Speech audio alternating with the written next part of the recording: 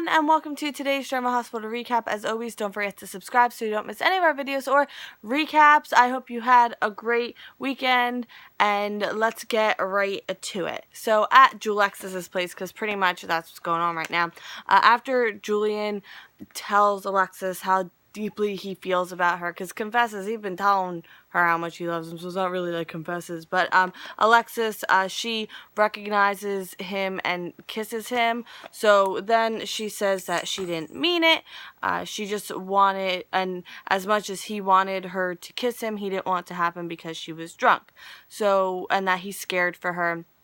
So she says she kissed him to show him that everything they had and how definite it is that it will never happen again. So then she tosses his pain medication to him and says as soon as he's better, he'll be out of her life forever.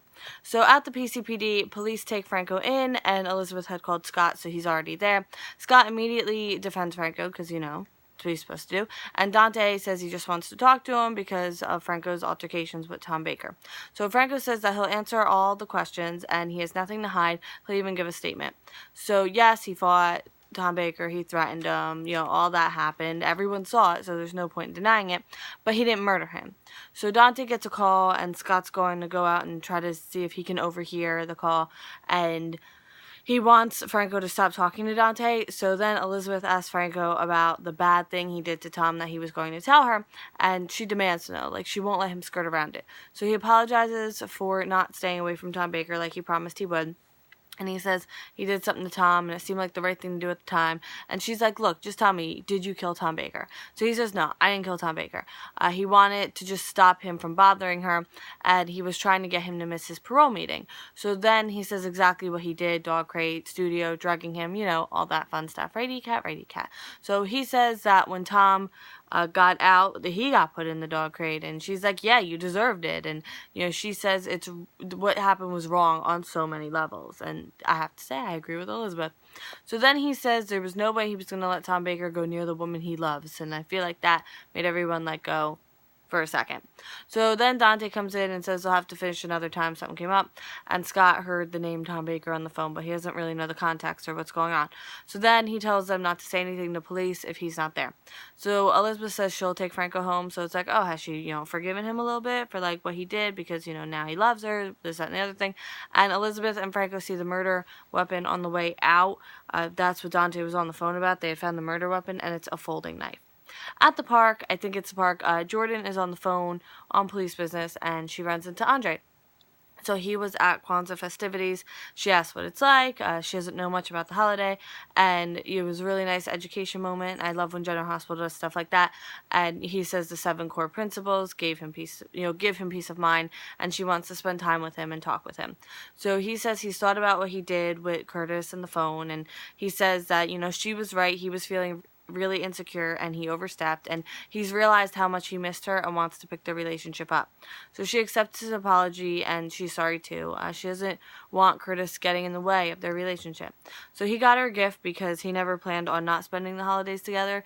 They both expected to kind of make up a little sooner than this, but they just didn't.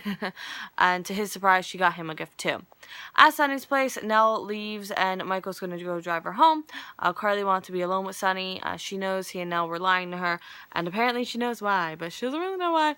So the glove he got for her was from Nelle, and gloves, not like one glove, that would have been even horrible. So she just, you know, Nelle just, you know, pretended, and he says that he didn't have a gift for her because, you know, he didn't know how she felt and, you know, all that. And she thinks he didn't want to embarrass Nelle, so that's why, like, he covered and said, oh, yeah, that's for me. So she also thinks that they were able to remember Morgan without being totally in despair. And Sunny invites Carly and Michael over to watch Avery open her presents and Skype with Jocelyn from there. So then he asks if there's a way they'll find their way back to each other. At Nelle's place, Nelle invites Michael in for tea or hot chocolate or something, and they get to talking, and he noticed she got really sad when Carly was talking about the holidays, and he asked, what's to be so sad about around the holidays? And it's like, really? You're asking the person who, like, is all alone in a new town what's to be so sad about around the holidays? That you know how bad home life is like a kid? So she says that when Carly was saying how nice it was for the family to be together, it made her think of her family, and, you know, there were never a lot of presents when she was a kid, and her family wasn't really close, and she says sometimes she gets really jealous because she grew up poor, and now, you know, she's surrounded by so much, and it's hard not to feel that. So Michael says that, you know, he's felt well, first he you know, checks himself, like, yeah, I grew up with a lot, like, he acknowledges all that, and he says, you know, there's even been times when he's felt that things were taken from him unfairly, and he's learned a trick: find 3 things a day he's grateful for, and it helps him not to get, like, stuck in that, you know, jealous rut, or that, you know, oh, I've been, you know, wronged rut. So when she goes to the kitchen, she knocks over her music box, and Michael goes to help her pick the stuff up, you know, like the letter and all that, and she gets very serious and is like, don't, and then she asks if he can get the kettle off the stove. So Nell's going to go make them hot chocolate, and Michael eyes the music box that's still open and, like, the letter's visible. So because he's Michael, he doesn't look in the box, which is just, why, Michael? Look in the box. You could have saved us all a lot of, you know, problems, but, you know, not gonna happen. And she asked if he wants to know about it, and it's one of the things that she always wished for as a kid, and she actually got, and pretty much everything from her child is in that box. And, you know, she kind of says about, like, not wanting to throw the stuff away, and Michael's like, yeah, it'd feel, like, disrespectful, and she's like, you know, I never thought about it like that. It would be disrespectful to forget where I came from. And that's, like, I don't know, she kind of has very up and down moments in this in this episode, you know, that get really dark or really light. And now, end scene. So Carly doesn't know what the future holds, but tonight she was exactly where she wanted to be. Michael leaves Nell's place, and Nell goes back to the music box. She pulls out a silver-plated, what we believe is a silver-plated rattle, with Caroline etched in it, which is Carly's, like, full name, unlike this Carly, whose name is actually Carly. You know, some people use it as a nickname, which, you know, mixed feelings. But yeah, so what's with that? That's really creepy. And Franco runs after Elizabeth. Now she fully believes he killed Tom Baker, because that folding knife, it's an open L knife, and it's the kind artists use. So yeah, she straight up thinks he murdered him now. So that'll be interesting. It's going to be definitely, I think, an interesting week. I mean, it's the last week of the General Hospital year. So, yeah, always in for surprises there.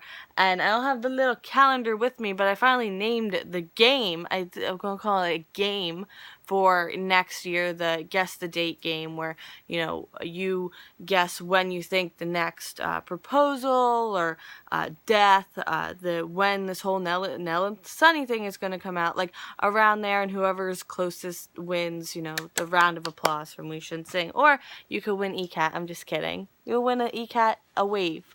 Yeah, an individual wave from Oh, look how good you're being. I'm so proud of you. Aw. See, she's still in the spirit, this ECAT. But in any event, I will see you tomorrow for more General Hospital. I'm not sure of the timing, because tomorrow's going to be like a very day. I might have it up at a good time, or who knows, I might not. I probably will not. But the rest of the week should be pretty good and on time, and I will see you then, and I hope you have a great day.